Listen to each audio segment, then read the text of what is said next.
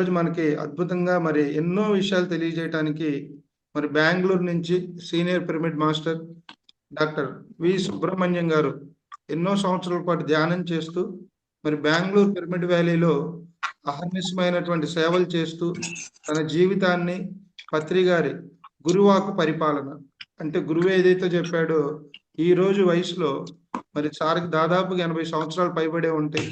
అయినప్పటికీ ఎంతో యువకుడిలా యంగ్స్టర్లా ఎన్నో క్లాసులు నిర్వహిస్తూ తన జీవితాన్ని మరి ధ్యానానికి శాకాహారానికి మరి ఈ జ్ఞానాన్ని పంచడానికి అంకితం చేసిన మహనీయుడు డాక్టర్ వి సుబ్రహ్మణ్యం గారు.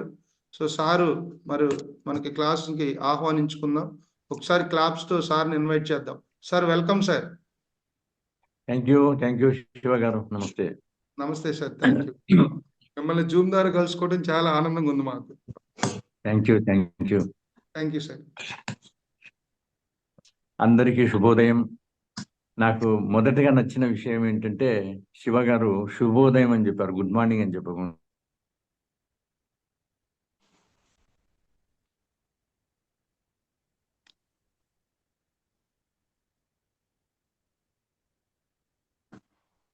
సార్ మనం దీనికి వెళ్తున్నాము, గుడ్ మార్నింగ్ అని, మమ్మీ అని, డాడీ అని, ఈ పదాలు మార్చాలండి. మనం ఫస్ట్ మార్చాలి. మమ్మీ తెలుసు, అందరికీ తెలుసు ఏంటి మమ్మీ అని అంటే ఒక చచ్చిపోయినటువంటి ఒక శవాన్ని మనం మమ్మీ అని అంటాం. మరి మన అమ్మగారిని మనం మమ్మీ అని వచ్చినాం చెప్పండి. సో అది మార్చాలి. అమ్మ అంటే ఎంత ఆప్యాయతగా ఉంటుంది, నాన్న అంటే ఎలా ఉంటుంది, అయ్యగారు అని అంటే ఎలా ఉంటుంది, అడిపోయి డాడీ అనేసి డాడీ ఇవి చెప్పటం అవి నిజమైనవి. గుడ్ మార్నింగ్ మనకెందుకు, శుభరాత్రి ఉంది, థ్యాంక్స్ అంటే ధన్యవాదాలు మార్చండి. ఇంకా అస్సలు ముఖ్యమైన విషయం ఏంటంటే మనకి ఎవరైనా అడ్డుంటారు, ఏమని చెప్తాము, గుడ్డు ఉండేది వాడు, మనం చెప్పేది ఎక్స్క్యూజ్ మీ, ఎవడో చెప్పినాడని మనం ఫాలో అవుతుంది. ఎక్స్క్యూజ్ మీ అంటే ఏంటి, క్షమించండి అని. వాడు అడ్డంగా ఉండేదాన్ని మనం క్షమించమని అడగాలనా? ఆలోచన చేయండి. ఇటువంటి పదాలు మార్చాలి. ఏం లేదు, జస్ట్ ఒక 4 సార్లు 5 సార్లు మీరు ఆ వాక్యాలు పలికితే అవతల వాడికి అర్థమవుతుంది, అవును ఇది కరెక్ట్ కదా అనేసి. మనం గుడ్డిగా ఇంకోరిని ఫాలో అవుతే ఏం ప్రయోజనం చెప్పండి. సో కొన్ని పదాలు మార్చండి. అంకల్ అంటారు, ఆంటీ అంటారు, ఏంటది ఎంత బాగుంటుంది. బాబాయ్, పెదనాన్న, మామయ్య, తాతయ్య ఇలా అనేది విడిచిపెట్టేసి గ్రాండ్ పా అనేది, బ్రో అనేది, ఏంటిది అన్నయ్య అనేసి అంటే ఎంత ఆ నోటికి పదంగా ఎంత బాగుంటుంది చెప్పండి. సో ఈ విధంగా మార్చుతున్నంత శివకి చాలా ధన్యవాదాలు. అలాగే ఈరోజు క్లాస్ ప్రారంభించే ముందు మన ప్రీతి గురువులైనటువంటి బ్రహ్మశ్రీ సుభాష్ పత్రిజీ గారికి, స్వర్ణమాల పత్రి మేడం గారికి అనంత ప్రణామాలు. అలాగే మీ అందరికి కూడా ఈ క్లాస్ అటెండ్ అవుతున్నట్టు మీ ప్రేక్షకులకి అందరికి కూడా నా హృదయపూర్వక ప్రణామాలు. నాకు ఈరోజు చెప్పినటువంటిది ఆహారపు అలవాట్లు, జీవన శైలి అన్నారు. ఓకే, సరే. ఫస్ట్ ఆఫ్ ఆల్ మనకు ఏదైనా క్లాస్ స్టార్ట్ చేసే ముందు గురువు గారు ఏమని చెప్తున్నారు, dear friends, dear masters and dear God's. అవునా? సరే, డియర్ ఫ్రెండ్స్, మనం ఫ్రెండ్స్ అయిపోయినాం, క్లాస్లోకి వచ్చాము, మనం ఫ్రెండ్స్ అయిపోయినాం. డియర్ మాస్టర్స్, మనం చెప్పింది మీరు ఫాలో అవుతున్నారు, you have become the masters, మీరంతా మాస్టర్సే. డియర్ గాడ్స్, గురువు గారు చెప్పినారనేసి ఓకే, మనం గాడ్స్ అనేసి అనుకుంటున్నాం, భగవంతుడు అని. కానీ లోపల అంతరాత్మ కానీ యూత్ కానీ ఏంటి, వీళ్ళు పిచ్చోళ్ళు భగవంతులు అంటారు, మనమేంటి భగవంతులు ఏంటి? అవునా? మరి దానికి వాళ్ళకి ప్రూఫ్ ఉండాలి కదా, వాళ్ళకి ప్రూఫ్ చూద్దాం మరి. ఓకే, ఇప్పుడు మనం ప్రతిదినం గుడికి వెళ్తున్నాము, దేవుణ్ణి ప్రార్థిస్తున్నాము, ఒక విగ్రహాన్ని ప్రార్థిస్తున్నాము, ఇవన్నీ చేస్తాం. ఒకవేళ ఈరోజు మనకు అనుకూలం కాలేదనుకోండి, ఏమేమి జరుగుతుందా? ఏమి జరగదు. ఏది జరుగుతూ పోతూ ఉంటుంది. అదే మనకు ఒక క్షణం గాలి లేకపోతే, ఒక పూట నీళ్లు లేకపోతే, ఒకరోజు ఆహారం లేకపోతే ఉండగలమా? ఎవరిస్తున్నారు ఇవన్నీ? పంచభూతాలైనటువంటి ప్రకృతి మాత ఇస్తుంది. అవునా? ఎవరు పంచభూతాలు? మీ అందరికీ తెలుసు, ఆకాశము, భూమి, అగ్ని, వాయు, జలం. అవునా? ఈ 5 తత్వాలు మనల్ని ప్రతి క్షణం కాపాడుతున్నాయా లేదా? అలాగే ఆ 5 తత్వాలు మీలో ఉన్నాయా? ఉన్నాయి కదా. సరే, వివరణ చెప్తాను. మనం ఆహారం తీసుకుంటున్నాం, అవునా? ఎక్కడి నుంచి వస్తుంది? భూమాత ఇస్తుంది. అంటే భూతత్వం ఉంది.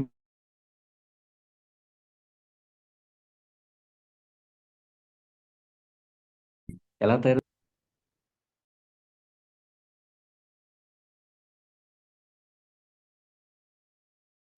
తీసుకున్న ఆహారం జీర్ణమవుతుంది అంటే కాన్షియస్నెస్, చైతన్యం ఉంది అంటే ఆకాశతత్వం ఉంది. సో ఈ 5 తత్వాలు మనలో ఉన్నాయి కదా. ఈ 5 తత్వాలు మనకు ఇప్పుడు శివ గారిని జస్ట్ ఒక పెన్ అడిగి ఒక నంబర్ రాసుకొని మళ్ళీ ఇస్తున్నాను, ఏమని చెప్తాము? థ్యాంక్స్ అని చెప్తాం. ఆ చిన్న పనికే మనం థ్యాంక్స్ అని చెప్తున్నామే.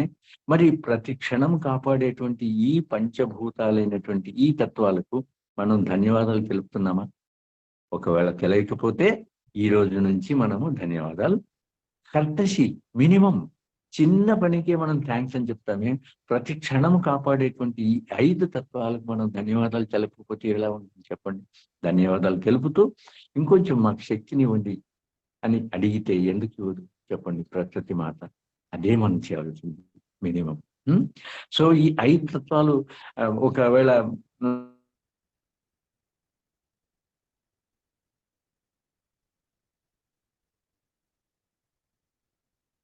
సుబ్రహ్మణ్యం సార్, మీ ఈ పరిస్థితి వాయిస్ నుంచి కట్ అవుతుంది. కాపాడినామని కాపాడే తత్వాలకు మనం భగవంతులని ఈ భగవంతులని ఎందుకు అనుకోకూడదు? ఇప్పుడు సార్ ఓకేనా? ఓకేనా? ఓకే సార్, అప్పుడప్పుడు కట్ అవుతుంది, స్ట్రక్ అయిపోతుంది, సిగ్నల్ ప్రాబ్లం. నెట్వర్క్ ప్రాబ్లం అంతే, తప్పదు. Okay sir, carry on. So ఈ 5 తత్వాలను మనం భగవంతులని ఎందుకు అనుకోకూడదు? మరి ఈ 5 తత్వాలను భగవంతులు అనేసి మనం అనుకున్నప్పుడు, 5 తత్వాలు మనలో ఉన్నప్పుడు మనం ఎందుకు భగవంతులు కాదు? అవునా? ఒప్పుకుంటారా? ఎస్. ఇప్పుడు ఫర్ ఎగ్జాంపుల్ శివ గారిని అడుగుతున్నా, మీ తండ్రి గారి పేరు చెప్తున్నారు, మీ తాతగారి పేరు చెప్తున్నారు, వారి నాన్నగారి పేరు అంటే ముత్తాత గారి పేరు ఒకవేళ జ్ఞాపకం ఉంటే చెప్పొచ్చు. ఆ తర్వాత ఇంకా ఆ తర్వాత అలా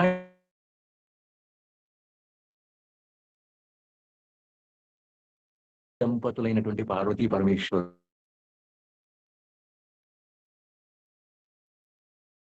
ఏం సిస్టర్స్ అనమాట, వాళ్ళని భగవంతులు అంటున్నాం కదా. మరి ఆ భగవంతుల నుంచి వచ్చినటువంటి తత్వం మనలో ఉంది కదా.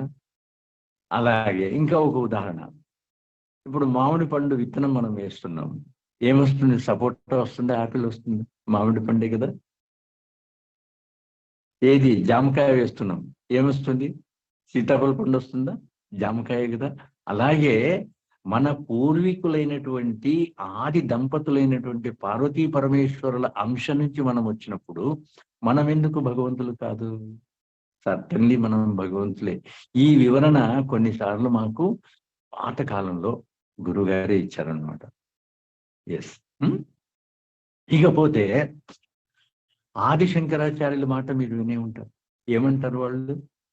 దేహమే దేవాలయము, జీవుడే దేవుడు.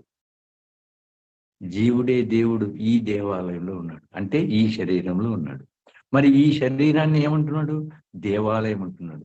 మరి దేవాలయం ఎలా ఉండాలి? స్వచ్ఛంగా ఉండాలి, అవునా? శుభ్రంగా ఉండాలి. మనం అలా చూస్తున్నామా మన ఈ శరీరాన్ని, మన ఈ దేవాలయాన్ని?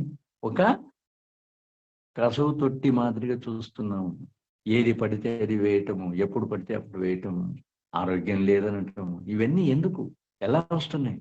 జస్ట్ మనం కొంటున్నాము. అనారోగ్యాన్ని మనము కొంటున్నాము. అనారోగ్యానికి పెద్దపీట వేసి, రెడ్ కార్పెట్ వేసి రావమ్మ మహాలక్ష్మి అని ఆహ్వానిస్తున్నాం. మాస్టర్స్, అదే మనం చేయవలసింది. ముఖ్యమైనటువంటిది ఆది శంకరాచార్యులైనటువంటి భగవత్ స్వరూపులు మనకి ఏం చెప్పారు? దేహమే దేవాలయం అన్నారు. మరి ఈ దేవాలయాన్ని ఎలా చూసుకోవాలి? ఈ దేవాలయాన్ని సరిగా చూసుకుంటే లోపల ఉన్నటువంటి ఆ భగవంతుడు ఎలా ఉంటాడు?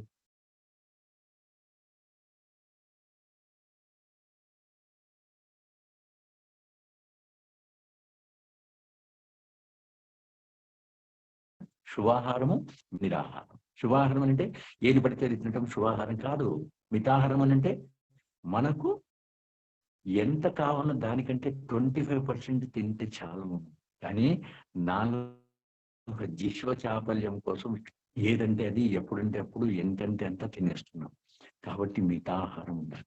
నిరాహారం మన ప్రాచీన ఋషులు మునులు అంతా చెప్పారు. వారానికి ఒకసారి, 15 రోజులకు ఒక్కసారైనా మీరు ఉపవాసం ఉంటే ఎంతో బాగుంటుంది శరీరానికి. దానిలో ఉన్నటువంటి సైన్స్ ఏంటి? నిరాహారం వల్ల ఏమవుతుంది?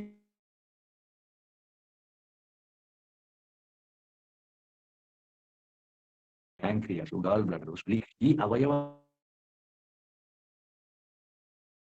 మన యొక్క శరీరాన్ని రిపేర్ చేస్తూ, రినోవేషన్ చేయడం, శుభ్రపరుస్తూ మళ్ళీ శక్తివంతంగా మార్చేటువంటి శక్తి కూడా భగవంతుడు ఆ అవయవాలకి ఇచ్చాడు. మరి అటువంటి అవయవాలకు మనము ఎప్పుడు తింటూ అదే పని, జీర్ణించుకోవటమే పని ఇస్తే అది రిపేర్ ఎప్పుడు చేసుకుంటుంది? కాబట్టి మనం అట్లీస్ట్ వారానికి ఒక్కసారి, 15 రోజులు ఒకసారి ఉపవాసం అనేది మనం చేయగలిగితే అవి మన యొక్క శరీరాన్ని పూర్తిగా రిపేర్ చేస్తూ పూర్తి శక్తివంతంగా, అంటే ఏమి, ఒక వెహికల్ ఉందండి, మనం వర్క్షాప్ తీసుకెళ్ళాము, వాడు వాషింగ్ చేస్తున్నాడు, రిపేర్ చేస్తున్నాడు, అన్ని రెనోవేషన్ చేస్తున్నాడు, మెయింటెనెన్స్ చేస్తున్నాడు. ఇప్పుడు ఎలా ఉంటుంది? ఎంత బాగుంటుంది. మరి మనకు కూడా అలాంటి అవకాశం ఇవ్వాలి కదా శరీరాన్ని.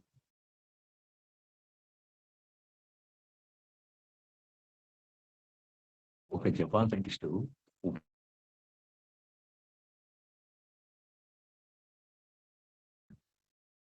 అది రీసెంట్ జరిగింది. కానీ మన ఋషులు మునులు ఎప్పుడో చెప్పినారు, ఏకాదశి ఉపవాసం ఉండండి, అమావాస్య ఉపవాసం ఉండండి, శనివారం భగవంతుడికి ఉపవాసమే ఉండండి.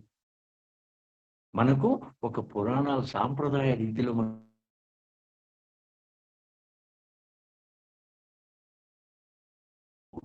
మిడిమిడి జ్ఞానంతో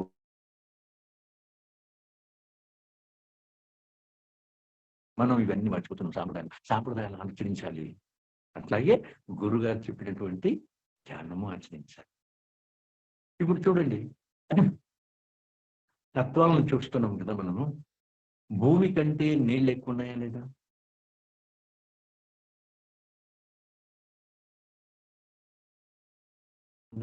మరి ఈ పంచభూత పాటించాలి. తీసుకునే ఆహారం కంటే కూడా నీళ్ళు ఎక్కువ తీసుకోవాలి, నీటి కంటే కూడా శ్వాసను ఎక్కువ తీసుకోవాలి, గాలికి ఇవ్వాలి. మరి ఆ విధంగా తీసుకుంటే ఎలా ఉంటుంది?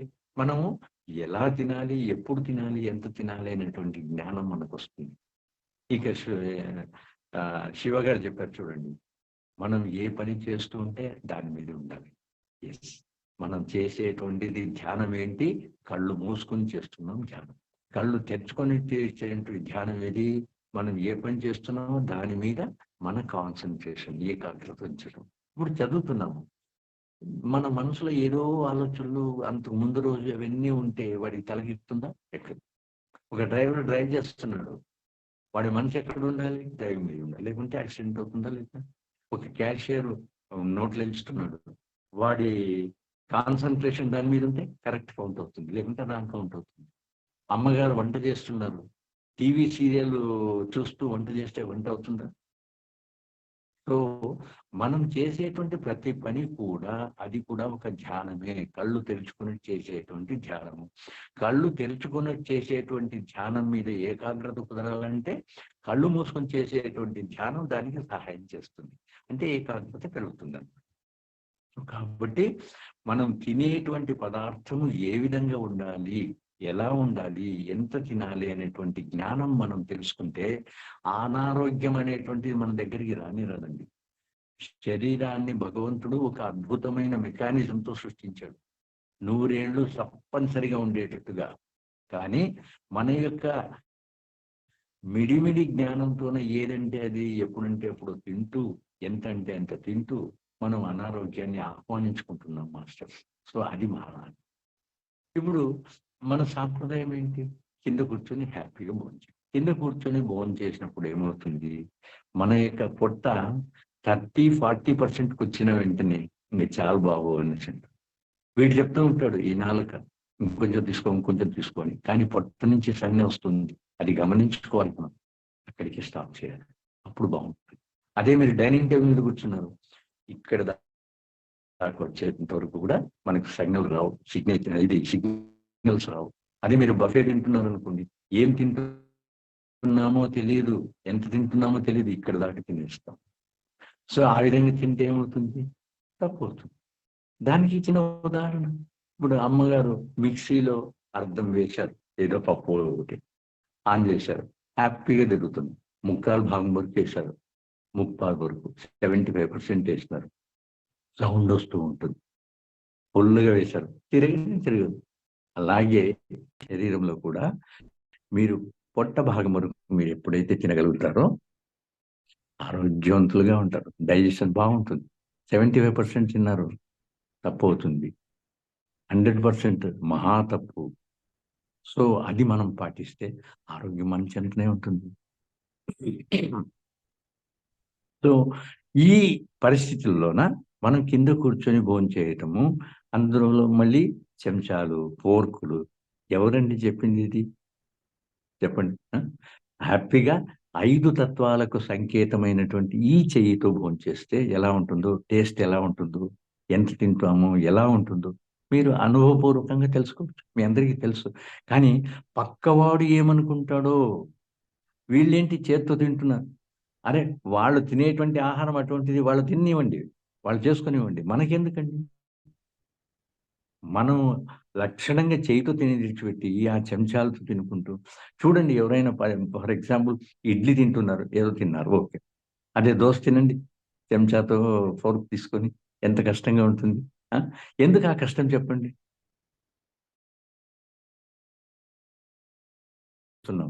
టూత్ బ్రష్ మనకి ఇంతకుముందు ఉండిందా? లేదు. ఏం చేస్తా ఉన్నాము? పుల్ల తీసుకుని హ్యాపీగా తిప్పుతా ఉన్నాము, పళ్ళ పొడి తిప్పుతా ఉన్నాము. ఎలా ఉండేవి పళ్ళు? బ్రహ్మాండంగా, 100 ఏళ్ళ వరకు ముసలాడైనా కూడా హ్యాపీగా ప్రతి ఒక్క పదార్థాన్ని తినేటువంటి శక్తి మనలో ఉండింది. ఈరోజు పేస్ట్, బ్రష్, ఎవడో ఫారినర్ ఇచ్చాడనేసి మనం బ్రష్ చిక్కితే ఏమవుతుంది చెప్పండి? ఒక్కసారి ఆలోచించండి. ఆ బ్రష్ చేసే ముందు మన యొక్క చెవుళ్లకు పళ్ళకు ఉన్నటువంటి ఆ జాయింట్ను విడదీస్తుందండి బ్రష్, విడదీస్తుంది బ్రష్. అదే భగవంతుడు ఇచ్చిన ఈ బ్రష్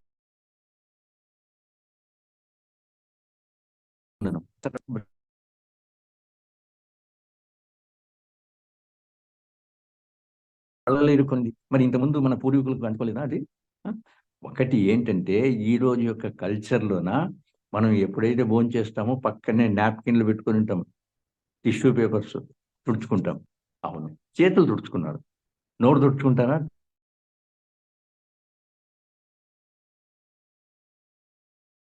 వెళ్తే చేయి కట్టుకుంటాం హ్యాపీగా.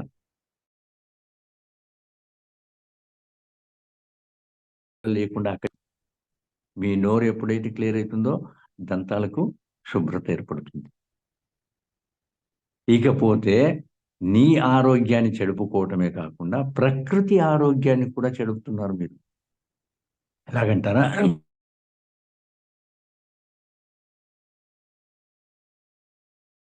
కెమికల్స్ అనేసి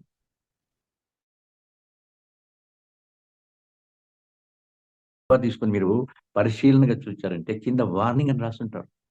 below 6 years child should not consume by mistake. If he feels anything immediately contact poison control board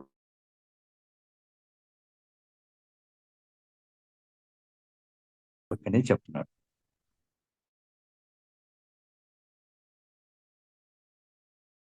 కూడా మనం తిక్కున్నామంటే అంటే పిల్లవాడు పొరపాటులో ఆ పదార్థాన్ని మింగితే వాడికి ఏదైనా అస్వస్థత కలిగితే ఇమ్మీడియట్లీ పాయిజన్ కంట్రోల్ బోర్డును కాంటాక్ట్ చేయండి అనేటువంటి హెచ్చరిక వాడిస్తే మనం అది చదవటం లేదు. వాడికి ఇంత తింటే పాయిజన్ అయిపోయింది, మనం ఇంత తింటే అవుతుందా లేదా? సో ఎంత పాయిజన్ అనేటువంటి తెలుస్తుంది కదా, పాటించండి. ఓకే, ఇకపోతే దాని మీద ఇంకొక వర్డ్ రాసింటాడు, peanut size of paste may be used అని. అంటే చిన్న గురుగింజ అంత పేస్ట్ను మీరు వాడండి అని. టీవీలో ఏం చూపిస్తాడు? బ్రష్ పొడుగుతా వేస్తాడు పేస్ట్. మీరు ఇది పాటిస్తారా? టీవీని చూసి పాటిస్తారు బ్రష్ పొడుగుతా. అంత పేస్ట్ అవసరం లేదు.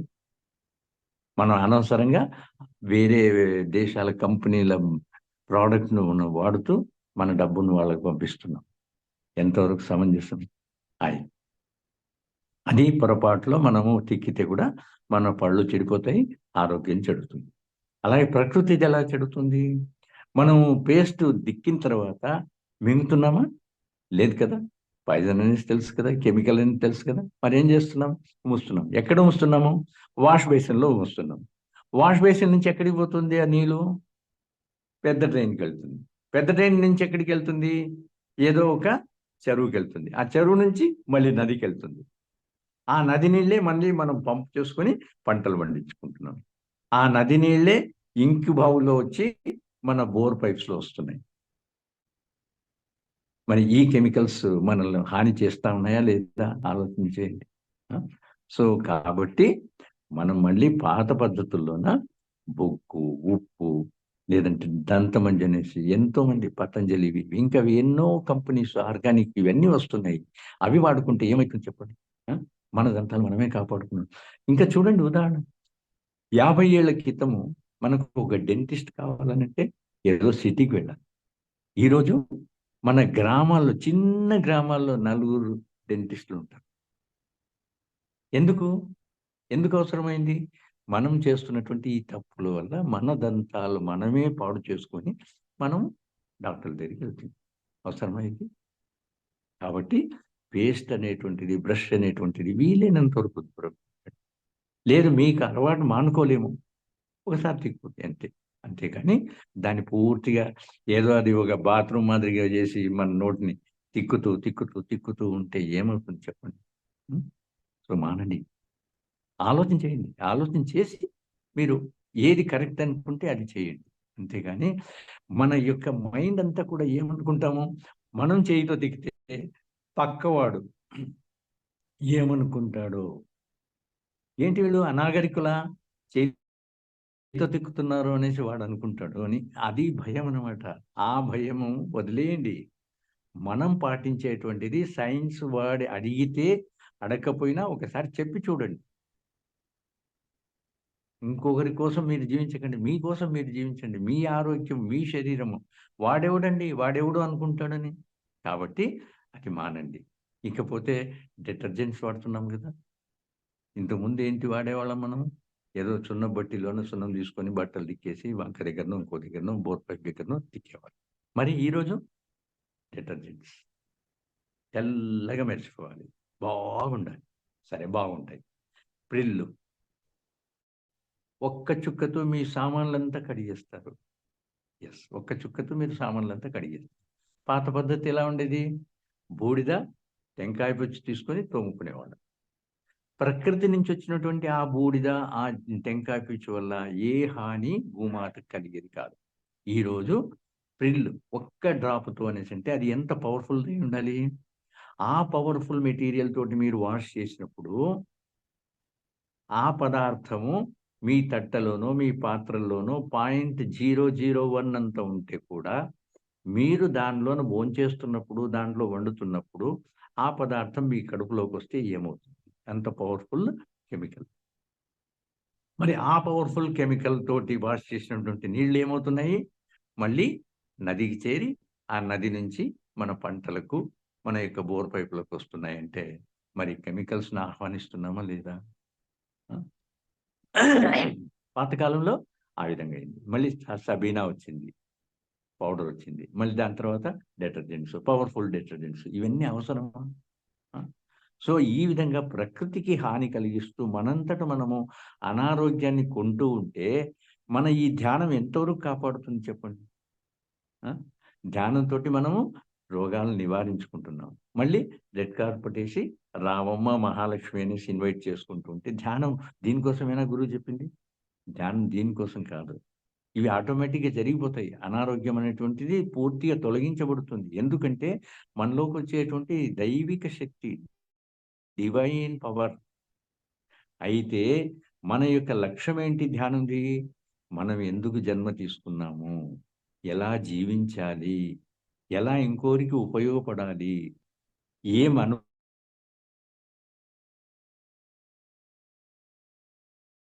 నాకు ఉంది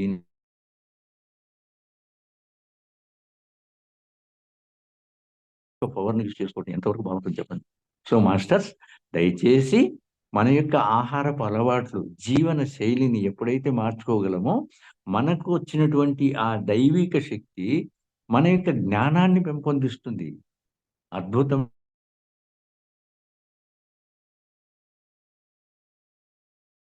ఈ జన్మ చాలు ఇక్కడికి.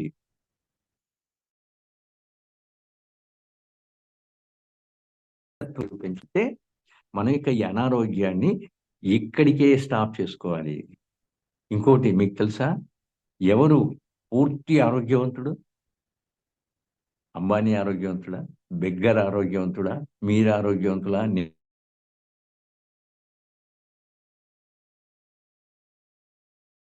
పత్తిజీ గారు ఒకటి. ఎందుకు అంటే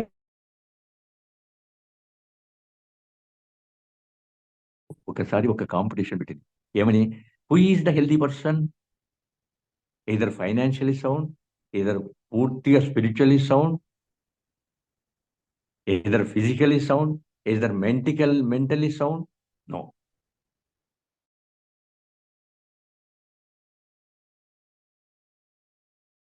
దేహం శారీరకంగా,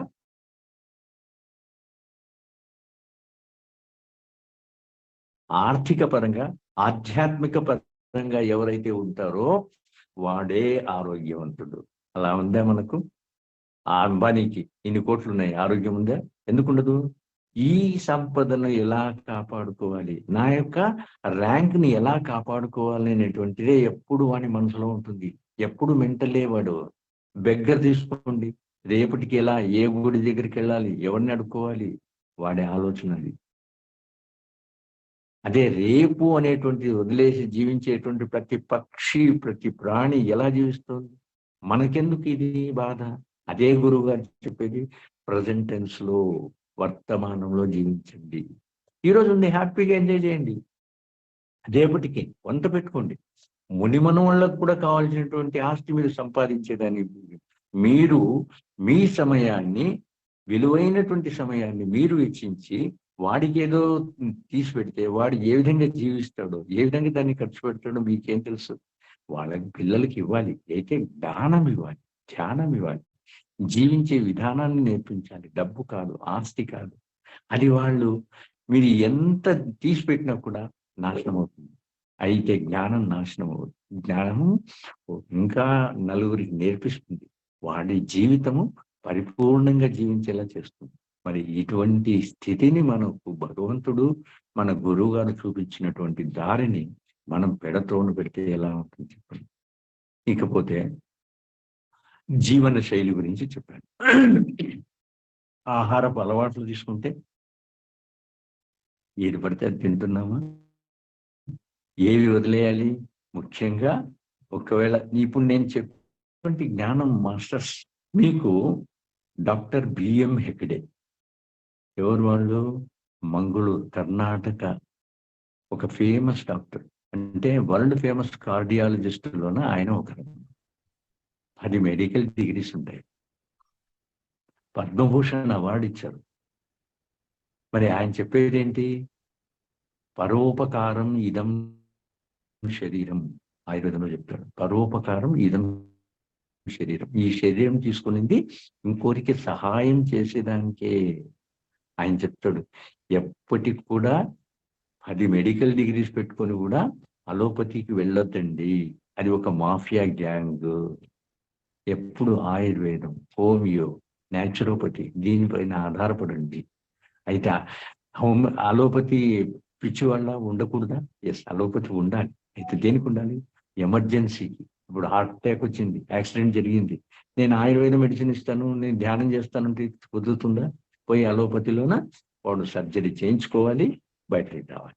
అయితే తలనొప్పికో, కడుపు నొప్పికో, ముడ్డి నొప్పికో పోయి మాత్రలు తీసుకుంటూ, ఇంజక్షన్లు వేసుకుంటూ హాస్పిటల్ అడ్మిట్ అవుతూ, ఇది తప్పు, ఇది చేయకూడదు. దీని గురించి మనం ఏ ఆహారం తీసుకుంటే ఈ సమయం నుంచి మనం బయటకు వస్తాం, ఎలా ఉండాలి, ఇది నేర్చుకోవాలి.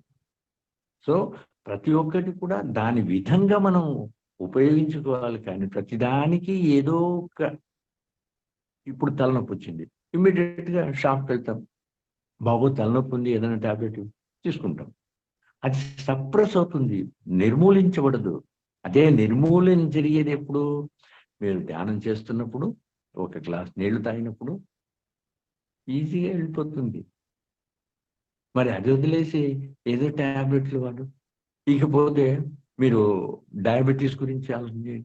ప్రతి ఒక్కరు డయాబెటీస్ అంటే భయపడిపోతున్నారు. చక్కెర రోగం. ఎలాగా? డాక్టర్స్ భయపెడుతున్నారు మాస్టర్స్ మిమ్మల్ని. అంతెందుకు, ఇప్పుడు దీన్ని నిర్ణయించే వాళ్ళు ఎవరు? ఈ డయాబెటీస్ ఫాస్టింగ్ లో ఇంత ఉండాలి, ఆ ఆహారం తీసుకున్న తర్వాత ఇంత ఉండాలి, బీపీ ఇంత ఉండాలి, ఇవన్నీ ఎవరు నిర్ణయించేది? WHO, world health organization. ఎవరు దాన్ని మెయింటైన్ చేస్తున్నారు? 6 బిగ్ ఫార్మాస్యూటికల్ కంపెనీస్ సిఇఓస్. వాళ్ళు ఏది చెప్తే అదే వేగం అనమాట. ఏంటి? చూడండి, 1996లో ఎవరికైనా 150 ఫాస్టింగ్ షుగర్ ఉంది అని అంటే వాడు డయాబెటిక్ పేషెంట్ అన్నారు. అదే 2000 వచ్చేటప్పటికి 125 ఫిగర్ ఉంటే వాడు డయాబెటీస్. 2006 వచ్చేటప్పటికి 105 ఉంటే వాడు డయాబెటిక్ పేషెంట్ అన్నారు. అంటే ఎందుకు వస్తున్నాయి ఈ ఫిగర్స్? వాళ్ళు చూస్తారనమాట గ్రాఫ్. మెడికల్ ఫీల్డ్లోన ఏ విధమైనటువంటి బిజినెస్ జరుగుతుంది, ఈ గ్రాఫ్ కొంచెం కొద్దిగా నార్మల్ అయ్యింది లేకుంటే డౌన్ అయ్యింది అంటే ఫిగర్స్ పెంచితే మళ్ళీ పేషెంట్స్ పెరుగుతారు. అదే డాక్టర్ బిఎం వెంకటే చెప్తారు. ఏ విధంగా ఈ ఫిగర్స్ నిర్ణయించారు? ఒక 1000 మెంబర్స్కి రిజల్ట్స్ తీసుకున్నారు, యావరేజ్ చేశారు, ఆ ఫిగర్స్ వచ్చాయి. సరే, ఒకవేళ వాళ్ళు నిర్ణయించింది ఆ విధంగా 1000 మెంబర్స్ని చెక్ చేసి, నేనంటాను 2000 మందిది మీరు చెక్ చేయండి, ఇంకా మంచి రిజల్ట్స్ వస్తుంది. మీరంటారు 5000 మందిది అయితే ఇంకా బాగుంటుంది కదా, పర్ఫెక్ట్ రిజల్ట్ వస్తుంది కదా. అంటే వెర్ ఇస్ ది ఎండ్? ఈ యావరేజ్ అనేటువంటిది ఎలా అవుతుంది? యావరేజ్ అనే దానికి ఒక ఉదాహరణ చెప్తారు ఆయన. మన యొక్క ఇండియన్స్ హైట్ యావరేజ్ అంటే ఏంటి? 5 feet 6 inches +or- 2 inches. మరి అమితాబ్ బచ్చన్ 6.5 అడుగులు ఉన్నాడు. మరి వాడి కాళ్ళు కట్ చేయాలా యావరేజ్లోకి తీసుకురావాలంటే? వాడి భార్య జయ బచ్చన్ ఎంత? 4.5 అడుగులు. ఆమెకు కాళ్ళు యాడ్ చేయాలా? సో అలా కాదండి, యావరేజ్ కాదు, నార్మల్ అనేది అవసరము. ఒక్కొక్క బాడీకి ఒక్కొక్కటి సూట్ అవుతుంది. ఇప్పుడు బీపీ ఎంత అంటారు? 80/1 ఉంటుంది. అదే మహాత్మా గాంధీ తీసుకుంటే 100/200 ఉండేదంట బీపీ. మరి ఆయన తత్వం ఎలా ఉండేది? ఆయన నడవడికి ఎలా ఉండేది? ఏ రోజైనా మంచాన పడ్డారా? ఏ రోజైనా నిస్సత్తుగా ఉన్నారా? ఎంత యాక్టివ్గా ఉన్నారు? అంటే 100/200 అనేటువంటి ఫిగరు ఆ బాడీకి సూట్ అయింది, ఆయనకి ఏమి హాని లేదు. అలాగే 400 ఉన్నవాడు కూడా వాడి శరీరానికి ఏ ఇబ్బంది లేకపోతే ఏ షుగర్ వాడిని ఏమీ చేయలేదు. 250 షుగర్ ఉన్నా కూడా ఏమీ చేయలేదు. ఈ ఫిగర్స్ అన్ని తాత్కాలికము. నీ శరీర తత్వం నీకే తెలుస్తుంది. నాకు యూరిన్ ఎక్కువ పోతుందా, తలనొప్పి ఎక్కువ వస్తుందా, నిస్సత్తుగా ఉంటుందనా, ఇటువంటి సూచనలు మీ బాడీ మీకు ఇస్తే అప్పుడు పోయి చెక్ చేసుకొని మెడిసిన్ తీసుకోకుండా ధ్యానం చేసుకుంటూ ఆహారపు అలవాట్లలో సరి చేసుకోగలిగితే వితిన్ 1 month 40 days మీరు సెటరేట్ కాగలరు. ఇప్పుడు వ్యాపారం అయిపోయింది ఫార్మసీ అనేసి. అంటే ఇప్పుడు డాక్టర్ దగ్గరికి వెళ్తారు. ఇంతకుముందు డాక్టర్లు ఎలా ఉండేవాళ్ళు? డాక్టర్స్ 50 years విషయం నేను చెప్తున్నా. ఒక హాస్పిటల్ ఇన్ని నర్సింగ్ హోమ్స్ ఉండేటివి కాదు. ప్రతి ఒక్కరు కూడా గవర్నమెంట్ హాస్పిటల్కి వెళ్ళాలి. ఎంతమంది ఉండేవాళ్ళు అక్కడ? ఒక మేల్ డాక్టర్, ఒక ఫీమేల్ డాక్టర్. వెళ్ళిన వెంటనే గోళ్ళు చూసేవాడు, కళ్ళు చూసేవాడు, నాలిక చూసేవాడు, నాడీ పట్టుకొని చూసేవాడు. నువ్వు నిన్న ఏం తిన్నావయ్యా, ఎన్నిసార్లు మోషన్ అయింది, ఈ విషయాలు అడిగిన తర్వాత మెడిసిన్ రాసిచ్చేవాడు. ఆ మెడిసిన్ కూడా ఎలా ఉండేది? బాటిల్ తెచ్చుకున్నావా, అక్కడ నేను ఇది రాసిస్తాను, అక్కడ మందు తీసుకో. ఏంటి అక్కడ ఒక పెద్ద బాటిల్స్ వాటర్ క్యాన్స్ మాదిరి ఉండేవి. ఒకటి పచ్చ ద్రవము, ఒకటి ఆకుపచ్చ, ఒకటి తెల్లది, ఒకటి ఇంకోటి బ్లాక్ ఇట్లా. వాడికి ఓ 3 పూటలకు కావాల్సినటువంటి మందు దాంట్లో వేసేస్తే అయిపోయింది. 3 పూటలకు మళ్ళీ వచ్చేవాడు కాదు. ఈరోజు రిసెప్షన్‌లోనే డాక్టర్ దగ్గరికి పోకుండా ముందే రిసెప్షన్‌లోనే రాసేస్తారు. ఏంటి? Blood test, urine test, x ray ఇవన్నీ తీసుకొని రండి. అక్కడనే అయిపోయింది రూ. 2000 బిల్లు. మళ్ళీ డాక్టర్ దగ్గరికి వెళ్ళిన తర్వాత ఆ ఫిగర్స్ చూసి, ఆ డైరెక్షన్ చూసి వాడు మందు రాసి, సార్ ఎన్ని రోజులు వాడాలి సార్? అయ్యా వాడయ్యా ఒక 15 రోజులు వాడు. 15 రోజుల తర్వాత ఏం తగ్గలేదండి. అది మందు కంటిన్యూస్‌గా వాడుతూనే ఉండాలి జీవితాంతం. ఇది ఈరోజు మనకు వచ్చేటువంటి ప్రిస్క్రిప్షన్. మరి ఇలా ఉంటే ఎలా ఉంటుంది మన శరీరం? హ్మ్. సో, దయచేసి మెడిసిన్ అనేటువంటిది ఎమర్జెన్సీ సిస్టమ్‌లోనే మనం అలోపతికి వెళ్ళాలి కానీ, చిన్న వాటికంతా వెళ్ళి ఆ మెడిసిన్ తీసుకొని, అనవసరంగా సైడ్ ఎఫెక్ట్స్ తెచ్చుకొని ఏముంది? ఇప్పుడు డయాబెటిక్ పేషెంట్ ఓ 3 నెలలు వాడినాడనుకోండి, వానికి గ్యాస్ ఫ్రీ వస్తుంది. గ్యాస్ కోసము మళ్ళీ మెడిసిన్ వాడినాడనుకోండి, బీపీ స్టార్ట్ అవుతుంది. సో, ఈ విధంగా ఒకదానికొకటి ఉచితంగా మనకు కల్పించబడేటువంటిదే అలోపతి. అలోపతిని వద్దనేది కాదు. ఎమర్జెన్సీకి వాడాలి. ఓకే. ఇక మనం వాడేటువంటి పదార్థాల్లోన గురువుగారు ఎల్లిపాయ వద్దన్నారు. వెల్లుల్లి. ఎందుకు వద్దన్నారు? అది తామసిక గుణాన్ని కలుగజేస్తుంది. అంటే సెల్ఫిష్‌నెస్ స్వార్థము, సోమరితనము ప్రొడ్యూస్ చేస్తుందన్నమాట. తామసము అంటే అది. రాజసము అనేసంటే ఆ గుణం వేరు. సాత్వికము అనంటే ఆ గుణం వేరు. సో, ఈ 3 గుణాల గురించి మనము చెప్పుకోవాలనంటే మన పురాణ రీత్యా కుంభకర్ణుడు తామస గుణం కలిగినవాడు. ఎప్పుడు తినేది, పడుకునేది. అదే రావణుడు అహంకారి, రాజసత్వం, రాజస గుణం. సాత్విక గుణము విభీషణుడు. మహాసాత్విక గుణము ఆంజనేయ స్వామి. నిర్గుణము శ్రీరాముడు. సో, ఈ విధంగా ఆ తత్వాన్ని కలుగజేసేటువంటి ఆ తామస గుణ పదార్థాన్ని వద్దు అని అన్నారు. డాక్టర్లు చెప్తారు, ఏ గార్లిక్ చాలా మంచిది హార్ట్ అటాక్ వేస్తుంది. హార్ట్ అటాక్ మంచిది. మీరు మసాలాల కోసం, టేస్ట్ కోసం తినేది తప్పు కదా! మరి ఎలా తీసుకోవాలి గార్లిక్? నీ శరీరానికి అవసరమైనప్పుడు ఒక్క రెమ్మ పరగడుపున ప్రొద్దున్నే యాజ్ ఇట్ ఈస్‌గా వేయించకుండా, ఉడకబెట్టకుండా అలా తింటేటే 3 రోజుల లోపల ఆ సమస్య తీరిపోయిన తర్వాత మళ్ళీ గార్లిక్ అవసరం లేదు. గార్లిక్ ఎప్పుడు వేసుకుంటే ఏమవుతుంది? తామస గుణం ప్రొడ్యూస్ అవుతుంది. తామస గుణం వద్దు మనకు. మనకు సాత్విక గుణం కావాలి. అన్ని సమస్యలు తీరిపోతాయి సాత్విక గుణంతో. సో, ఈ విధంగా గార్లిక్ అనేటువంటిది వద్దు. ఇంకేంటి వద్దు? మనం అనుకుంటున్నాం మనం పూర్తి శాకాహారులం అనేసి. నో. ఎలాగా? చక్కెర వాడుతున్నామా? చక్కెర ఏ విధంగా తయారవుతుంది? ఓసారి ఫ్యాక్టరీకి వెళ్లి చూడండి. తెల్లటి పౌడర్ ఒకటేస్తాడు. ఏంటి ఇది అనేసంటే కాల్షియం అంటారు. ఇంగ్లీష్‌లో కాల్షియం అంటే ఓకే అని అంటాం. కానీ what is the meaning of calcium? చచ్చిపోయినటువంటి జంతువుల ఎముకల పొడి కాల్షియం అక్కడ చేస్తున్నారు. ఈ బార్స్‌లోనో, ఇక్కడనో ఈ కషాయఖానాల్లో, స్లాటరింగ్ హౌసెస్‌లో హ్మ్. పడేసింటారు కదా! ఆ ఎముకలన్నీ తీసుకుపోయి గ్రైండ్ చేసి ఆ పౌడర్‌ను వేస్తే కానీ సల్ఫర్ అనేటువంటి ఒక కెమికల్ వేస్తే గాని షుగర్ బయటికి రాదు. సల్ఫర్ అనేటువంటి పదార్థము నీ శరీరంలోన ఎటువంటి విషయంలో కూడా అది జీర్ణింపబడదు. అది డిపాజిట్ అయితేనే మనకు న్యూసెన్స్ క్రియేట్ అవుతుంది బాడీలో. కాబట్టి వేరే ఆల్టర్‌నేటివ్ ఏంటి మరి? చక్కెర ఎప్పుడొచ్చింది? 200 ఇయర్స్ బ్యాకు మన బ్రిటిషర్స్ తీసుకొనొచ్చి స్థాపించినటువంటిదే షుగర్. అంతకుముందు కేవలం బెల్లం. చెరకు రసంతోటి బెల్లం తయారు చేసేవాళ్ళు. ఆ బెల్లం కూడా ఎలా ఉండేది? స్వాభావికంగా గుంటూరు బెల్లం ఒక రకంగా ఉంటుంది. విజయవాడ బెల్లం ఒక రకంగా ఉంటుంది. వైజాగ్ బెల్లం ఒక రకంగా ఉంటుంది. కర్ణాటక బెల్లం ఒక రకంగా ఉంటుంది. ఆ పరిసరాలను బట్టి దాని కలరొస్తుంది. దాన్ని యాక్సెప్ట్ చేయాలి. మనకేంటి? తెల్లగుండాలి. చాలా రోజులుండాలి. అచ్చొచ్చులుగా ఉండాలి. వీటన్నిటికి ఏమి ఒక్కొక్క దానికి ఒక్కొక్క కెమికల్ యాడ్ చేస్తూ వస్తే ఈ విధంగా తయారు. మరి ఆ కెమికల్స్ మనకు సైడ్ ఎఫెక్ట్ ఇవ్వవా? ఇప్పుడు మనం అంగడికి వెళ్తాము, 4 రకాల బెల్లాలు పెట్టింటారు. మనం ఏం సెలెక్ట్ చేస్తాం? బాగా తెల్లగా ఉండేది, అచ్చొచ్చులుగా ఉండేది. మరి దానిలో కెమికల్స్ వేస్తేనే కదా ఆ విధంగా తయారయ్యేది. మనం అడుగుతాం, ఎన్ని రోజులు ఉంటుంది? ఇదైతే 6 నెలలు ఉంటుంది సార్, ఇదైతే సంవత్సరం ఉంటుంది, ఇదైతే 1 నెలలో అయిపోతుంది. స్వాభావికమైనటువంటి బెల్లంలో కెమికల్స్ వేయనప్పుడు అది 1 నెల, 2 నెలలు వాడితే, అంతకంటే ఎక్కువ ఉంటే నీరు గారుతుంది.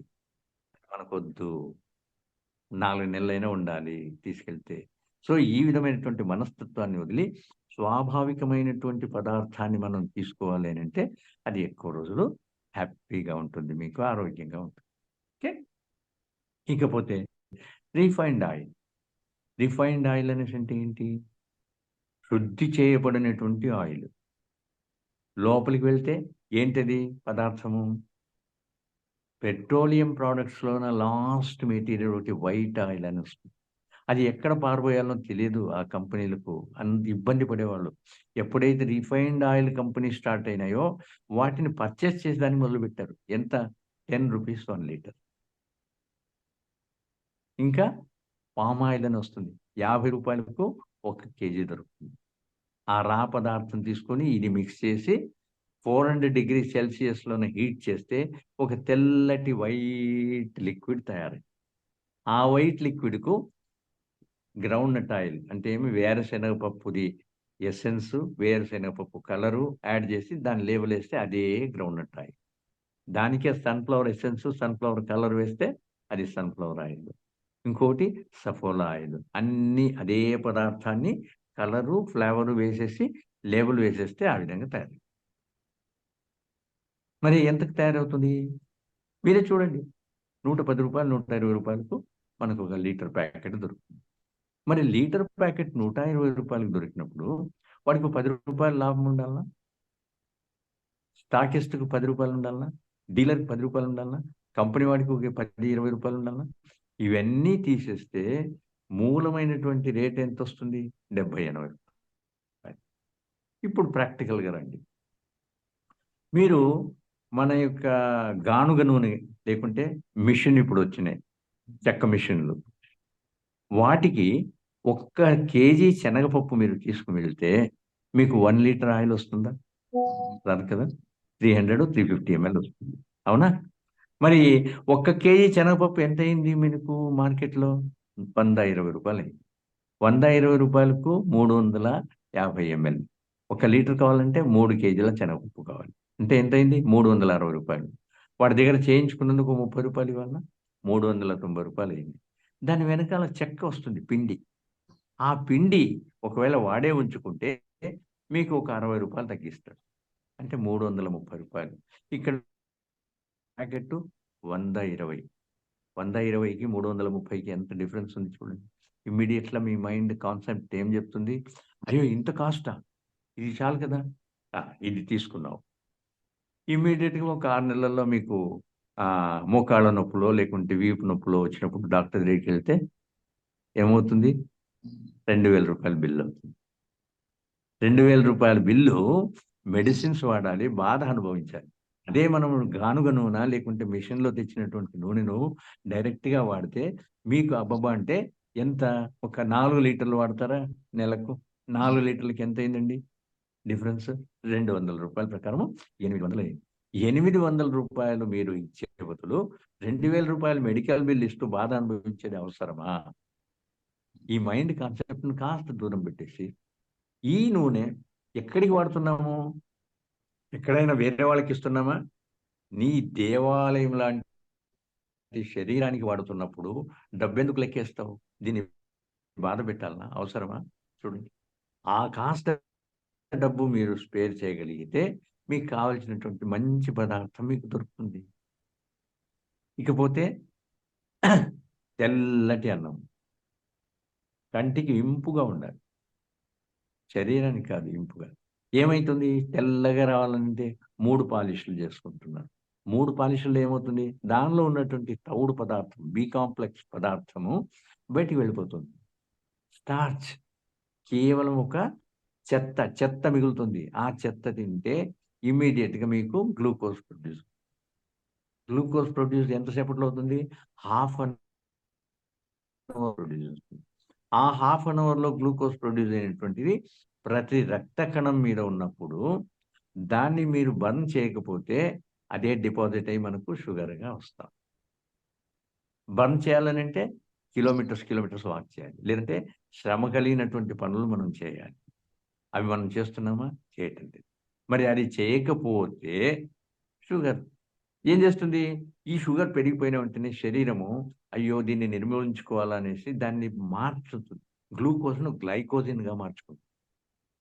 ఆ గ్లైకోజన్గా మారినప్పుడు కూడా మీరు శ్రమపడి ఖర్చు పెట్టకపోతే దాన్ని, అది మళ్ళీ ట్రైగ్లిజరాయిడ్స్గా మారిపోతుంది. ట్రైగ్లిజరాయిడ్స్గా కూడా మీరు ఖర్చు పెట్టకపోతే కొలెస్ట్రాల్గా మారుతుంది. కొలెస్ట్రాల్గా కూడా ఖర్చు పెట్టకపోతే ఫ్యాట్గా మారుతుంది. ఆ ఫ్యాటే ఒబెసిటీ. ఆ ఒబెసిటీ మీరు పెరిగిపోయి అనవసరమైనటువంటి కాంప్లికేషన్స్ శరీరంలో ఏర్పడతాయి. అదే మీరు ఆ పదార్థాన్ని అంటే బియ్యాన్ని, మనం తినేటువంటి ధాన్యాన్ని యాజ్ ఇట్ ఈస్‌గా ఒక్క పాలిష్ తోటి, ఎందుకు దానిపైన పొట్టు పోవాలి అంతే. దానిలో ఉన్నటువంటి తౌడుతో పాటు ఉన్నటువంటి బ్రౌన్ రైస్ కానీ, ముడి బియ్యం కానీ, దంపుడు బియ్యం కానీ, మనం ఇంతకుముందు మన పూర్వీకులంతా అది తిని ఎంత ఆరోగ్యంగా ఉన్నారు. వాళ్ళకి ఎప్పుడైనా షుగర్ కంప్లైంట్ ఉందా? వారి పద్ధతులు వేరు. ఈరోజు పద్ధతులు మనం మారుతున్నాం. సో, ఆ విధంగా తెల్లటి బియ్యము కాకుండా మనం వేరే ముడి బియ్యము కానీ, తౌడుతో కలిగినటువంటిది కానీ, లేక ఇంకా వేరే పదార్థాలున్నాయి కదా! రీసెంట్‌గా మీరు వినే ఉంటారు. డాక్టర్ ఖాదర్ అనేసి సిరిధాన్యాలు అని అంటారు. చిరు ధాన్యాలను ఆయన సిరిధాన్యాలుగా మార్చాడు. ఈ మధ్యన ఆయనకు పద్మశ్రీ అవార్డు కూడా ఇచ్చారు. ఆయనే చెప్పినటువంటిది నాలెడ్జ్ అంతా కూడా. అదే మనము ఆ సిరిధాన్యాలు మనము జస్ట్ వారానికి ఒక్కసారి ఎందుకు 5, 6 రకాలు ఉన్నాయి కదా! ఒక్కొక్క రకాన్ని ఒక్కొక్క రోజు వాడుకుంటూ వస్తే, ఒకరోజు హ్యాపీగా తెల్ల బియ్యం తినండి. ఇబ్బంది లేదు. కానీ ప్రతిరోజు ప్రతి పూట అదే తింటే శరీరానికి కావాల్సినటువంటి పోషక విలువలు సరైన విధంగా మనకు అందవు. ఆ విధంగా అందాలనంటే సిరిధాన్యాలు కూడా అలవాటు చేసుకోవాలి. అదేమవుతుంది? సిరిధాన్యాల్లో ఉన్నటువంటి పాజిటివ్ పాయింట్ ఫైబర్ కంటెంట్ ఎక్కువ. మన రైస్, వీట్‌లోన 0.2% ఫైబర్ కంటెంట్ ఉంటే, దీనిలో 6-12% ఫైబర్ ఉంది. Which is more important to the body. దాని నుంచి ఏమైతుంది? గ్లూకోజ్ ప్రొడ్యూస్ ఎంతసేపు అవుతుంది? 4 గంటలు సమయం పడుతుంది. 4 గంటల లోపల మీరు ఏదో పనులు చేస్తుంటారు. అది కరిగిపోతుంది. ఇబ్బంది లేదు. అదే రైస్ తింటే, వీట్ తింటే ఏమవుతుంది? Within half an hour glucose produce. దీనిలో 4 గంటల సమయం పడుతుంది. కాబట్టి ఒక్కొక్క రోజు ఒక్కొక్క పదార్థాన్ని కావాల్సినటువంటి రెసిపీస్ అన్నీ ఇప్పుడు మనకు యూట్యూబ్‌లో దొరుకుతాయి. ఏ పదార్థంలో ఏ విధంగా చేసుకోవచ్చు అనేటువంటిది. కాబట్టి మీరు దయచేసి ఆహారపు అలవాట్లను కొద్దిగా మార్చుకోవాలి. ఓకే. ఇకపోతే పెద్ద భూతం ఒకటుందండి. మైదా. తెల్లటి మైదా. మన కాన్సెప్ట్ ఎలా అయిపోయిందనంటే అన్నీ తెల్లగుండాలి.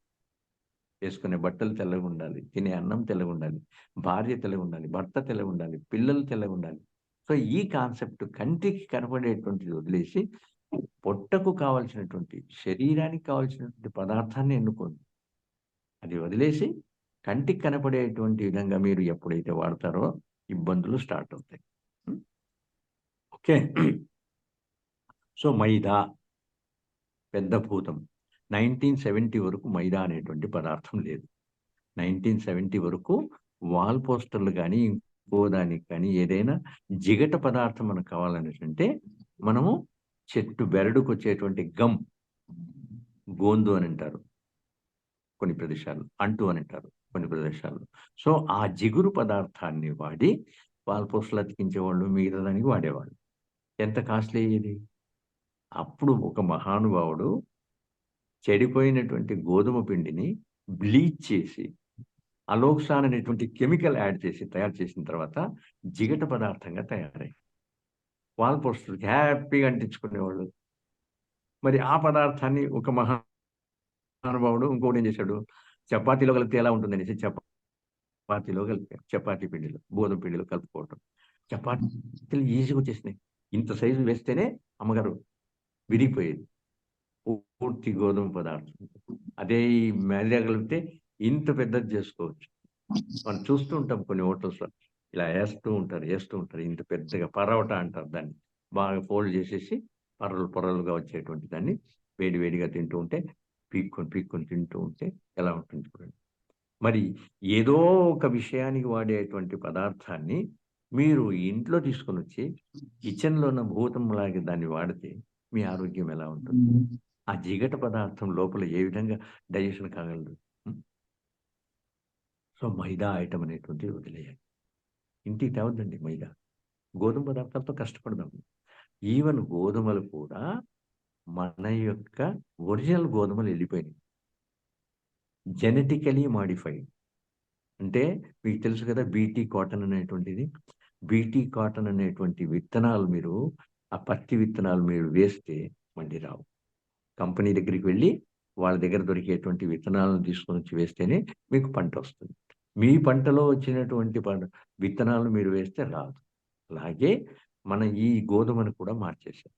జెనెటికలీ మాడిఫై చేశారు. మీరు అంటే మీ తాత ముత్తాత గారిని అడిగితే గోధుమలు పొడవుగా ఉండి డార్క్ బ్రౌన్లో ఉండేటువంటి అది ఒరిజినల్ గోధుమ. ఈరోజు లైట్ బ్రౌన్ కలర్గా ఉంటుంది. దానిలో అర్ధం గింజ ఉంటుంది. దీనిలోన వచ్చిన మనకు తత్వం ఏంటంటే ఇది గ్లూటిన్ అనేటువంటి ఒక పదార్థాన్ని విడుదల చేస్తుంది. అది ప్యాంక్రియాస్ను చెడిపేస్తుంది. దాని నుంచే డయాబెటిక్ స్టార్ట్ అవుతుంది. మరి ఎందుకు చెప్తున్నారు డాక్టర్లు? మీరు పర్మనెంట్గా ఉండాలి కదా, లేకపోతే వాడి జీవనం ఎలాగా? వాడు బతకాలిగా. కాబట్టే మీరు చపాతీ తినండి అని అంటారు, రైస్ వదిలేసి. చపాతీ తింటే మనకి ఇంకాస్త గ్లూటిన్ అనే పదార్థంతో ప్యాంక్రియాస్ చెడిపోయి వాడికి పర్మనెంట్గా ఇన్సులిన్ అనేటువంటి ఉత్పత్తి కాకుండా వాడికి పేషెంట్ అయి ఉంటాం. కాబట్టి అది వదిలేసి మనకు దొరికితే పాత గోధుమలు దొరుకుతాయి, కానీ కాస్ట్లీ అవుతాయి. అదే ఈ మైండ్ సెటప్ మార్చుకోవాలి. ఎంత కాస్ట్లీ అయినా కానీ ఈ శరీరం ఈ దేవాలయానికి మనం ఇస్తున్నాం అంటే మైండ్లో పెట్టుకుంటే మీరు కాస్ట్ గురించి ఆలోచించరు. సో ఆ విధంగా మైదా అనేటువంటి పదార్థాన్ని అవాయిడ్ చేసుకుంటూ మనం ఎప్పుడైతే సరి అయిన గోధుమ సరి అయిన ఆహార పదార్థాలని మనం వాడగలిగితే ఆరోగ్యం మన చెంతనే ఉంటుంది. ఇకపోతే బేకరీస్. ఇప్పుడు మీకు వెజిటబుల్స్ ఫ్రూట్స్ అంగళ్ళు కావాలంటే ఎక్కడో దగ్గర మార్కెట్కి వెళ్ళాలి. అదే వీధిలో ఎక్కడ చూసినా 4 షాప్స్ ఉంటాయి. ఏవి? బేకరీస్. బేకరీస్ యొక్క మెయిన్ పదార్థాలు ఏంటి? చక్కెర, డాల్డా ప్లస్ మైదా. ఈ 3. చక్కెర మీకు చెప్పాను, కాల్షియం అనేది ఉంటుంది, ఎముకల పౌడర్ వేస్తారని. ఇక మైదా గురించి చెప్పాను. మరి డాల్డా, ఇది కూడా అంతేనండి. ఆ చనిపోయినటువంటి జంతువుల ఎముకలు అవన్నీ సేకరించుకొని అన్ని దగ్గరలు కాదు, కొన్ని దగ్గరల ఊరు అవతల ఒక పెద్ద పొయ్యి మాటిది అంటే ఏమి డెక్సా మాదిరిగా ఒక పెద్ద పాత్రలో ఉంచి వేడి చేస్తారనమాట. వేడి చేసినప్పుడు ఆ ఎముకల్లో మిగిలినటువంటి ఆయిల్ పదార్థం అంతా కూడా పైన ఒక పొరలుగా వచ్చేస్తుంది. దాన్ని తీసి ఫ్రీజ్ చేస్తే డాల్డా తయారవుతుంది. అంటే అన్ని దగ్గరలో కాదు ఇది, కొన్ని దగ్గరలో. ఎందుకు? కాంపిటీషన్. డాబాలు కాంపిటీషన్. వాడి దగ్గర బిర్యానీ 10 రూపాయలు ఉంటే వీడి దగ్గర 20 రూపాయలు, వీడి దగ్గర 30 రూపాయలు. సో ఆ విధంగా ఉన్నటువంటి వాళ్ళు కొన్ని బేకరీస్ ఇటువంటి డాల్డాను వాడితే మన ఆరోగ్య పరిస్థితి ఏం కావాలి ఆలోచించేయండి. సో ఈ 3 పదార్థాలు లేకుండా లేవు అక్కడ. ఇప్పుడు మన సాంప్రదాయం 50 ఏళ్ళ కిందట ఉండిందా కేకులు కట్ చేయటం? అవసరమా?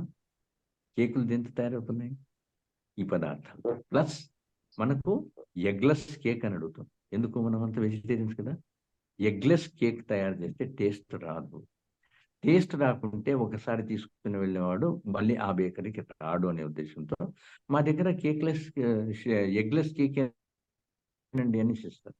ఎగ్ కలిపే ఉంటాం. ఎందుకు? మీకు టేస్ట్ కావాలి. సో ఈ విధంగా మనం మోసగించబడుతున్నాము. దయచేసి కేక్ సాంప్రదాయాన్ని వదిలేద్దాం. ప్రతి అకేషన్కు కేక్ వాడుతున్నాము. అవసరమా అది? లక్షణంగా పాయసం చేయండి. ఎన్ని పదార్థాలు ఉన్నాయి. సేమియా పాయసం ఉంది, సబ్బియ్యం పాయసం ఉంది, బేళ్ళ పాయసం ఉంది. ఎన్ని పాయసాలు! మనకు తెలియని వంటలు ఏమున్నాయి చెప్పండి? ఇన్ని వంటలు పెట్టుకొని ఎవరిదో సాంప్రదాయాన్ని తీసుకొని వచ్చి ఆ కేక్ కట్ చేసుకొని దానిపైన వేసేటువంటి ఆ వైట్ పదార్థం ఉంది, అది మేధ అని అంటారు. అంటే కొవ్వు పదార్థం. ఎక్కడి నుంచి వస్తుంది కొవ్వు? సో కొంచెం ఆలోచించేద్దాం మనం. సో కేక్ సాంప్రదాయము, mummy, daddy, thanks, excuse me, ఈ పదాలను వాడేది మానేస్తే ఎలా ఉంటాము? మన సాంప్రదాయం ఎలా ఉంటుందో ఆలోచించేయండి మాస్టర్. సో అనారోగ్యం అనేటువంటిది ఊరికే రావటం లేదు, అది మనము పర్చేస్ చేస్తున్నాము. రామమ్మ మహాలక్ష్మి అనేసి మనం ఇన్వైట్ చేసుకుంటున్నాం మాస్టర్. మనకు గురువు గారు ఇచ్చినటువంటి ఈ ధ్యానము అనారోగ్యాన్ని నిర్మూలించుకునేందుకు కాదు. నీవంటే ఏమిటి, ఏంటి నీవు పదార్థము, ఆత్మ పదార్థము, ఏ విధంగా జ్ఞానం తెలుసుకోవాలి. ఆటోమేటిక్గా with the 5% of divine power we can get rid of with this ill health. అనారోగ్యం నుంచి మనం బయటకు పడగలము. 5% చాలు. కానీ మనము దీన్ని ప్రతి ఒక్క దానికి ధ్యానము అనేటువంటిది యూజ్ చేసుకుంటూ అనారోగ్యాలు పోతాయనేసి చెప్పి మనం చేస్తున్నాము. కానీ మనము ఇన్వైట్ చేయవలసింది, కొత్త వాళ్ళకి చెప్పవలసింది అనారోగ్యం పోతుంది. నీవంటే ఆత్మజ్ఞానం అనేసంటే వాడు ఎవడు రాడండి. మనకు అనారోగ్యాలు పోతాయి అనేసంటే వస్తారు. వచ్చిన తర్వాత వాళ్ళకి చెప్పవలసింది ఆత్మజ్ఞానం. ఈ ధ్యానం వలన మనకు ఆత్మజ్ఞానం కలుగుతుంది. దానివల్ల నువ్వు ఎందువల్ల జన్మ తీసుకున్నావు, ఏ విధంగా జీవించాలి, ఎలా జీవించాలి, ఇవన్నీ మనం చెప్పగలిగితే మన క్లాసుల్లోన వాళ్ళు ఖచ్చితంగా ప్రతి ఒక్కరూ మారిపోతారు. జీవన శైలి మారుతుంది. ఇక ఈ మాంసం తినవచ్చా లేదా అనేటువంటి దాన్ని ఇంకొక క్లాస్లో మనము చెప్పుకుందాము. ఇప్పుడు